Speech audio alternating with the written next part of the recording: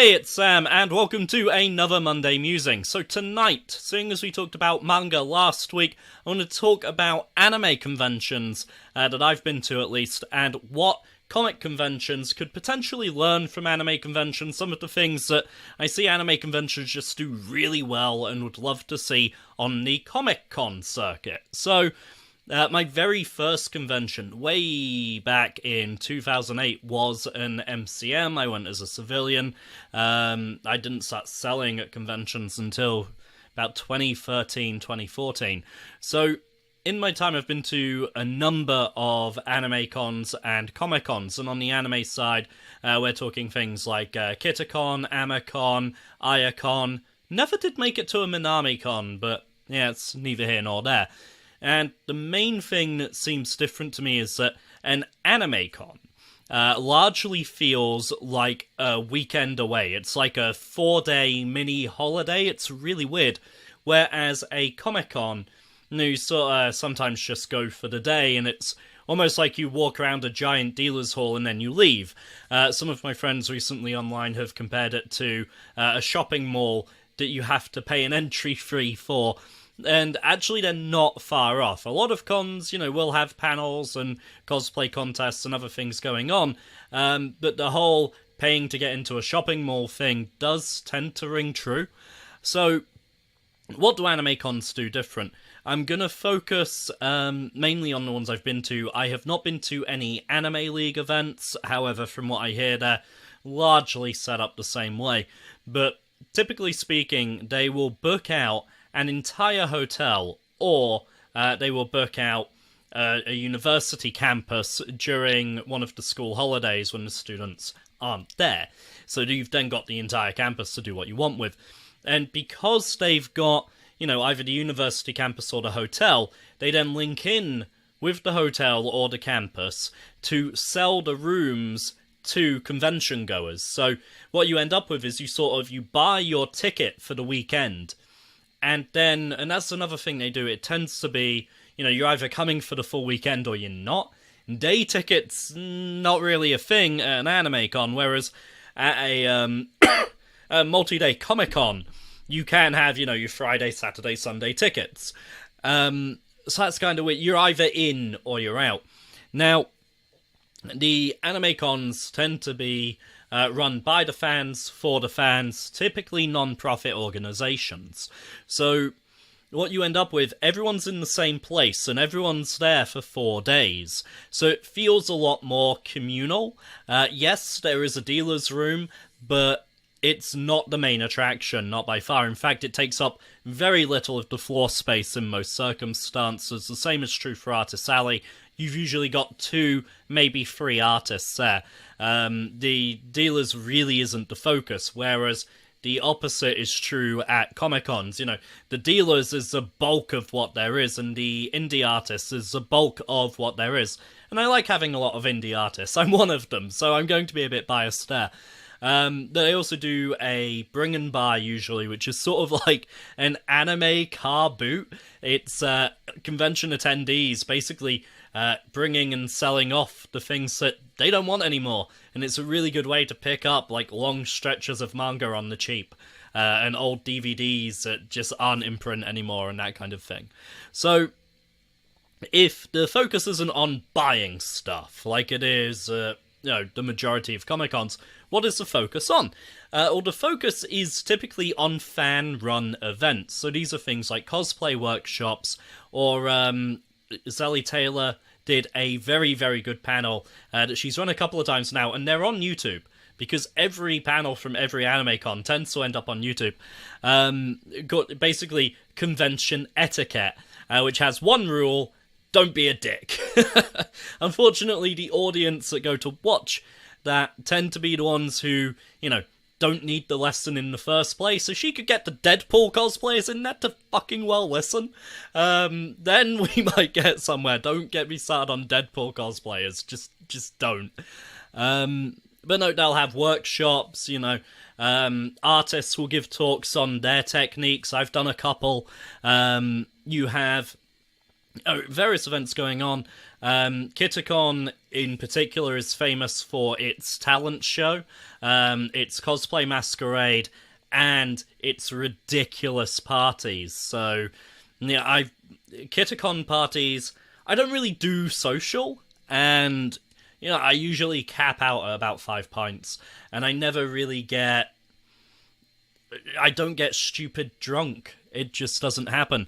Kitacon, on the other hand, they were doing the Saturday night rock party the last time I went, and it's been a couple of years actually. I'm out of the Kitacon loop. I need to get back in. Apparently, they are now teamed up with Amicon and sort of alternating years or something. And Iacon doesn't exist anymore. What gives with that? I had kids, basically. That's what happened. And then once you've got those, it's sort of like 4 days away for PartyCon. Can't exactly happen. That's just how it goes. But I do wonder how my stuff would sell at that kind of event, because it is very anime-inspired. But to get back on point, so this Saturday night party, it was basically like all of the hits of high school. So it was, Linkin Park, Sum 41, Korn, Limp Bizkit. It was all night.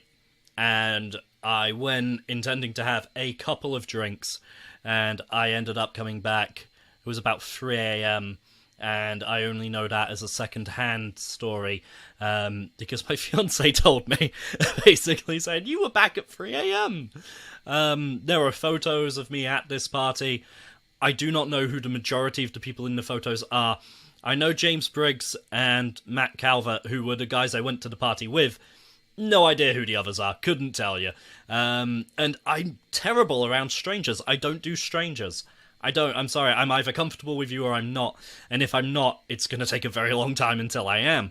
So, for me to, just pal around with strangers and rock out all night until 3 a.m.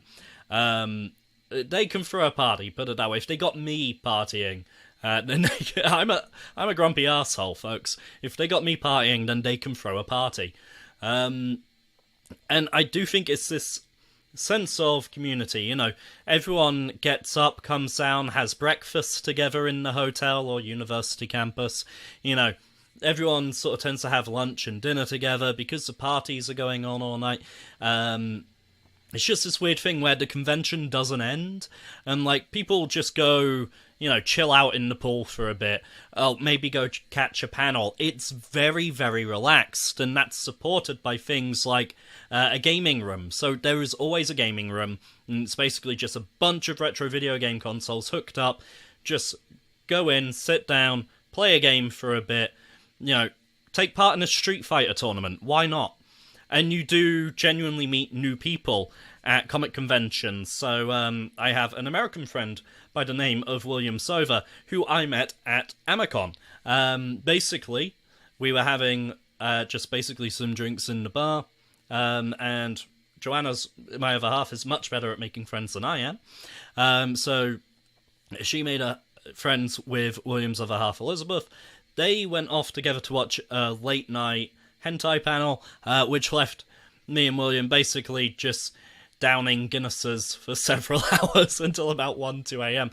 And essentially, because it's the same faces at all of these conventions, we would just, whenever he was posted in the UK, because he works with military aircraft, basically as an engineer, so he's posted wherever they damn well need him. So when he's in the UK and he's at these conventions, we meet up and we have a chat and we have a catch-up, and it's great. And in the meantime, there's Facebook. So you do genuinely just meet new people and have a laugh at these things, which is something that doesn't so much happen at Comic-Cons. You sort of go in, figure out what you want to buy, get your shit, and get out. But, like I say, it feels like a packaged holiday when you do an anime convention. And I think that is the key difference. And I think that actually a Comic-Con formatted that way. I mean, they also have things like screening rooms, so you can just go into a room and there will be 24 hours a day throughout the entirety of the convention.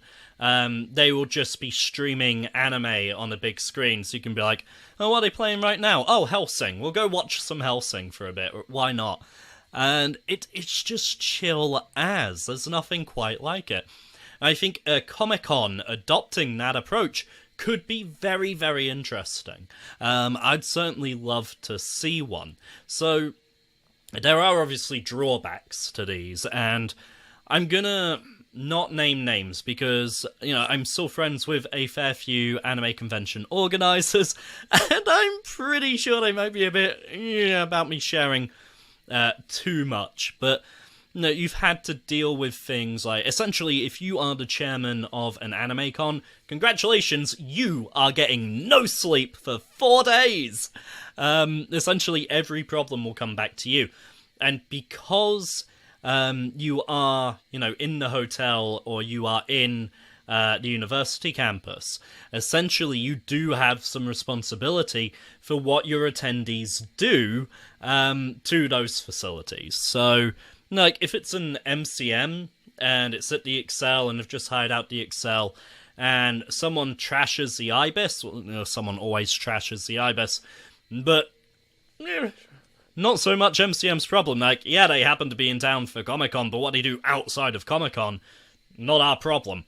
Whereas with an anime convention, it's like, well, your convention is in our hotel or on our campus, so it is completely your problem. And actually, some conventions have had difficulties returning to past venues for that reason. There's really minor stuff like, people dyeing their hair for cosplays in the bathtub in their hotel room and just leaving hair dye stains everywhere like a frickin' moron. There's people trying to bundle 4 of their mates, so you've got 6 people total in a 2-man bedroom, and hotel staff just plain kicking them out for breaking terms and conditions. You've got people saying, oh, the official party ended at 3 a.m. That's a shame.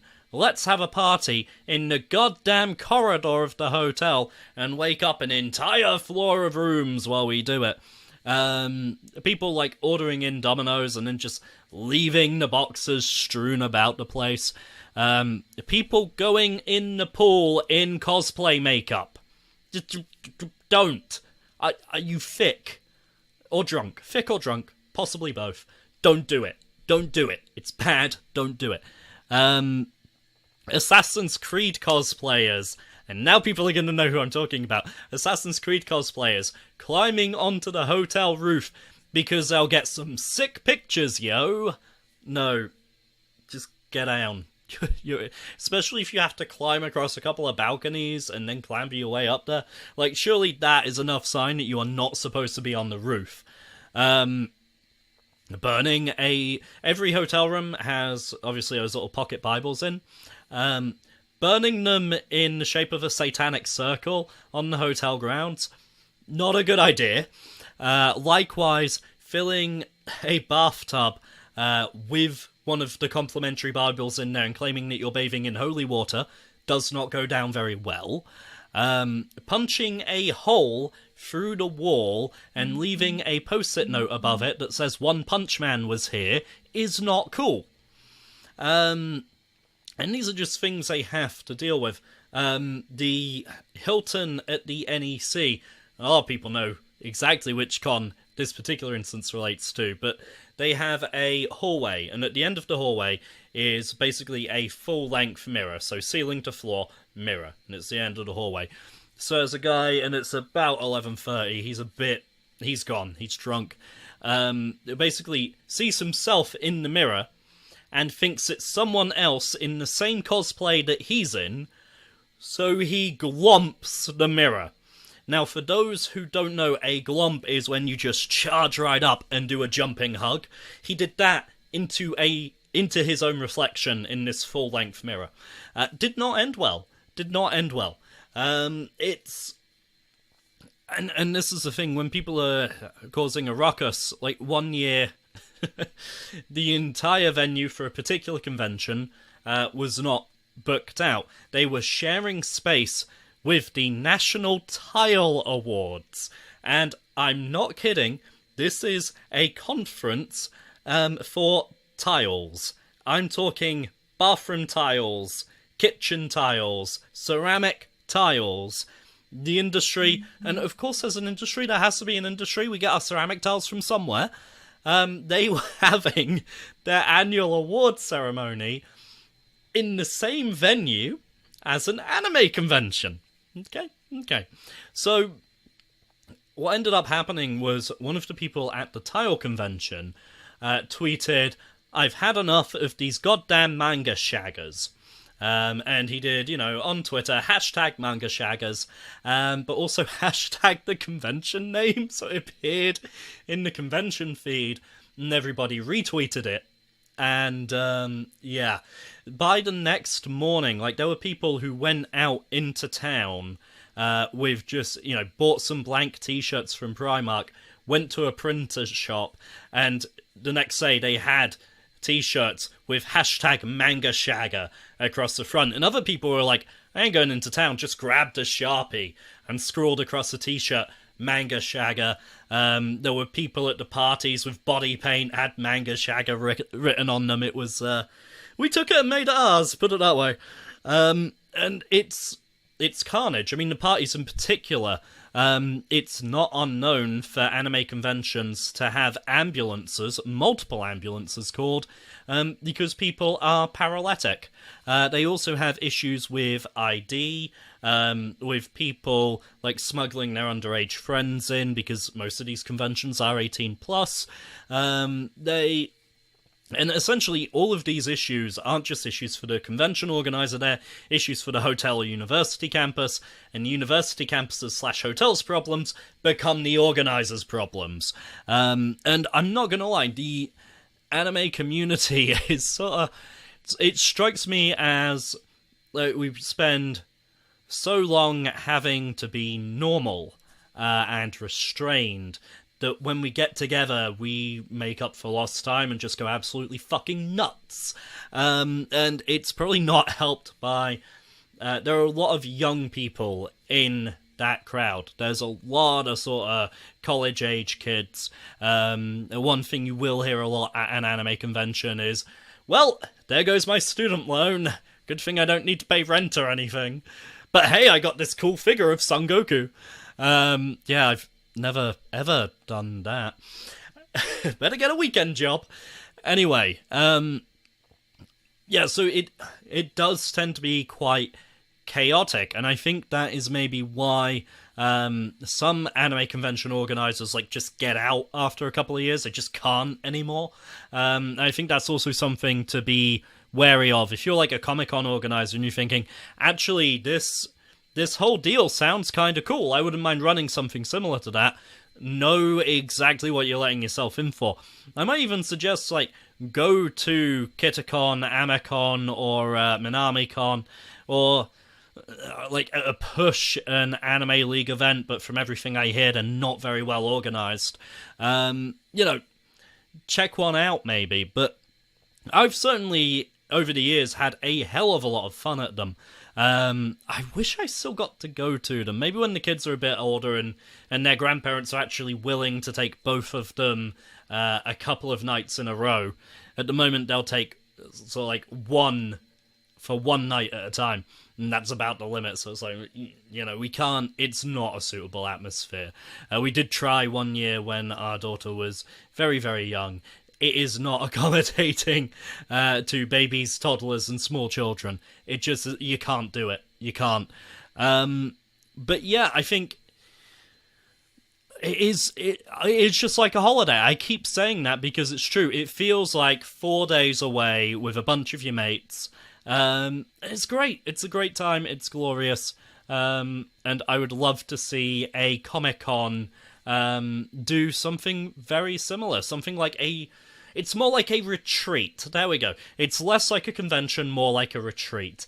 And if you are curious, there are videos all over the internet because Sally Taylor, who I mentioned earlier, runs a YouTube channel called Team Neko, and they are very, very good at running around all over the place. There's about 3 of them. There's her husband Tom, and her friend Stephanie, I believe.